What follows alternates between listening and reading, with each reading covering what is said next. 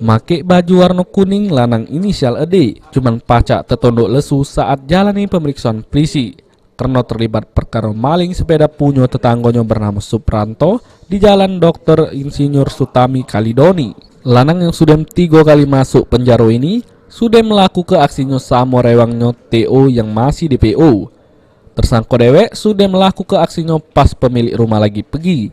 Lalu tersangka manjat pagar rumah korban terus ngembek sepeda di depan teras rumah korban. Memungkinkan langsung masuk ke rumah korban mengambil sepeda. Kemudian diangkat, temannya satu nunggu di luar, kemudian sepeda langsung dibawa pergi. Jadi satunya masih DPO lagi? Satu temannya inisial TY masih DPO dan terus kita lakukan pengejaran. Ini residipis atau bagaimana pelakunya? Tersangka ini residipis, sudah 3 kali masuk penjara dengan kasus yang sama. Oleh tersangka, sepeda yang dipaling belum sempat dijajok ke karena masih ada sama kawannya. Namun, memang rencana sepeda tersebut bakal dijajok ke terus hasilnya buat kebutuhan sehari-hari. Itu rencana untuk apa? Nah dijual toyok. Berapa? Udah tahu Pak.